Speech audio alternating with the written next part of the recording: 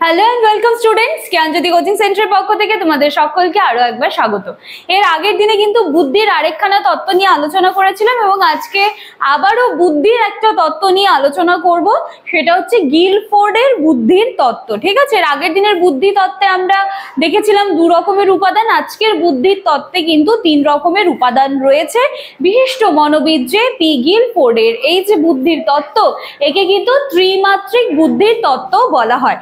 এবং এই ত্রিমাত্রিক বা বুদ্ধির যে মানে 3টা মাত্রা রয়েছে সেগুলো কি কি, সেটা হচ্ছে প্রক্রিয়াগত মাত্রা, বিষয়বস্তুগত মাত্রা এবং ফলাফলগত মাত্রা। ঠিক আছে, এই 3 রকমের উপাদান রয়েছে। তাহলে গিলফোর্ড মনে করেন যে মানুষ যে ধরনের কাজগুলি করে তার প্রতিটি ক্ষেত্রেই কিন্তু 3 রকমের প্রক্রিয়া বলো বা 3 রকমের কিন্তু উপাদানের প্রয়োজন রয়েছে। তো এই 3 রকম উপাদানের মাধ্যমেই কিন্তু কাজগুলো সম্পন্ন হয়, বৌদ্ধিক কাজগুলো সম্পন্ন হয়। তো এই 3 রকমের উপাদানগুলো আমি তোমাদের সাথে আলোচনা করলাম। একটা হচ্ছে প্রক্রিয়াগত মাত্রা, একটা বিষয়বস্তুগত মাত্রা এবং আরেকটি হচ্ছে ফলাফলগত মাত্রা। আজকে কিন্তু আমি শুধুমাত্র প্রক্রিয়াগত মাত্রাটা আলোচনা করব। এই প্রক্রিয়াগত মানে মাত্রার মধ্যে আবার 5টা ধরন আছে। ঠিক আছে, এবং পরের দিনের ক্লাসে বিষয়বস্তুগত, তারপরের দিনের ক্লাসে ফলাফলগত মাত্রা আলোচনা করব, কারণ একটা ক্লাসে পুরো 3টা মাত্রা আলোচনা করলে ভিডিও কিন্তু অনেক বেশি লেন্দি হয়ে যাবে, তোমাদের দেখতে তখন আর ভালো লাগবে না। তো চলো আজকে এই 5 ধরনের মাত্রা যেটা রয়েছে প্রক্রিয়াগত মাত্রা সেইটাকে কমপ্লিট করি।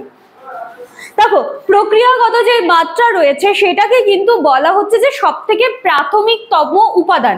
ঠিক আছে, এবং এই মানে প্রক্রিয়াগত যে মাত্রা বা প্রক্রিয়াগত যে উপাদানটা আছে সেইটাকে লক্ষ্য রেখে মানুষ কিন্তু আরো সামনের দিকে এগিয়ে যায় বা তার লক্ষ্যকে পূরণ করে। ঠিক আছে, চলো 5 ধরনের মাত্রা কি আছে। বোধগম্যতা কি হচ্ছে, এই প্রক্রিয়ার মাধ্যমে ব্যক্তি বস্তুর অন্তর্নিহিত অর্থ বুঝতে চেষ্টা করে বা বুঝতে সাহায্য হয় তার এই ক্ষেত্রে। ঠিক আছে, সেটা হচ্ছে বোধগম্যতা। এরপরে হচ্ছে স্মৃতি, এইখানে কি হচ্ছে ব্যক্তির এই ক্ষেত্রে হচ্ছে পুনরুত্থাপন হচ্ছে স্মৃতির বা তথ্যের পুনরুত্থাপন। স্মৃতি বললে ভুল হবে, ব্যাপারটা হবে হচ্ছে এই ক্ষেত্রে ব্যক্তির তথ্যের পুনরুত্থাপন কিন্তু হচ্ছে। ঠিক আছে, এরপরে রয়েছে অভিসারী উৎপাদন এবং ঠিক তারপরে রয়েছে অপসারী উৎপাদন। এই দুটো একটু ভালো করে দেখতে হবে।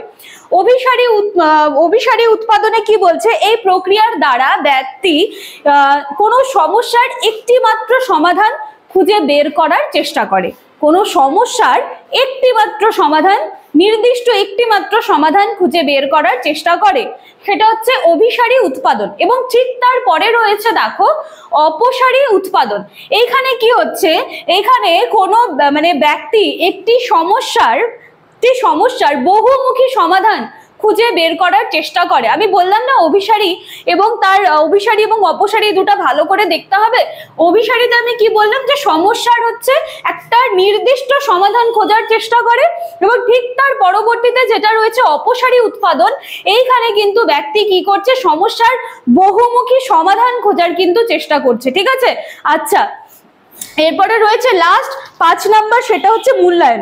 এই প্রক্রিয়ার দ্বারা কি হচ্ছে, ব্যক্তি কোনো বিষয়কে যাচাই করতে পারছে। ঠিক আছে, যাচাই করতে পারছে, তার গুণমান বিচার করতে পারছে বা তার কার্যকারিতা কি এই ব্যাপারগুলো কিন্তু ব্যক্তি যাচাই করে করে দেখতে পাচ্ছে, তাহলে সেটা হচ্ছে মূল্যায়ন। এবং এই 5 রকমের ধরন আমরা দেখলাম, সেটা কোথা থেকে এলো, সেটা এলো প্রক্রিয়াগত মাত্রা থেকে। এই প্রক্রিয়াগত মাত্রা কোথা থেকে এলো, প্রক্রিয়াগত মাত্রা এলো গিলফোর্ডের বুদ্ধির তত্ত্ব থেকে, যেখানে তিনি বলেছেন বুদ্ধির ত্রিমাত্রিক তত্ত্বের কথা। ত্রিমাত্রিক তত্ত্বগুলো কি কি, প্রক্রিয়াগত মাত্রা, বিষয়বস্তুগত মাত্রা, ফলাফলগত মাত্রা। ঠিক আছে, চলো আজকের ক্লাস এতখানি থাকছে। ক্লাসটা নিশ্চয়ই ছোট হবে, সমস্যা নেই, ইনফরমেশন কিন্তু পুরোই তোমরা পেয়ে গেছো। চলো ক্লাসটি ভালো করে দেখবে, এই তত্ত্বগুলো কিন্তু খুব ইম্পর্টেন্ট আছে তোমাদের এক্সামের জন্য, ভালো করে দেখবে। সেরকম কিছু জটিলতা এগুলোর মধ্যে নেই, ভালো করে বুঝে যাও, মুখস্থ করার থেকে ভালো করে বুঝে যাও, জিনিসগুলো অনেকদিন তোমাদের সাথে তোমাদের মাথার মধ্যে স্টোর হয়ে থাকবে। ঠিক আছে, চলো আজকের ক্লাসটা আমি এখানেই শেষ করছি, দেখা হচ্ছে নেক্সট দিনে নতুন একটা টপিক নিয়ে। Thank you.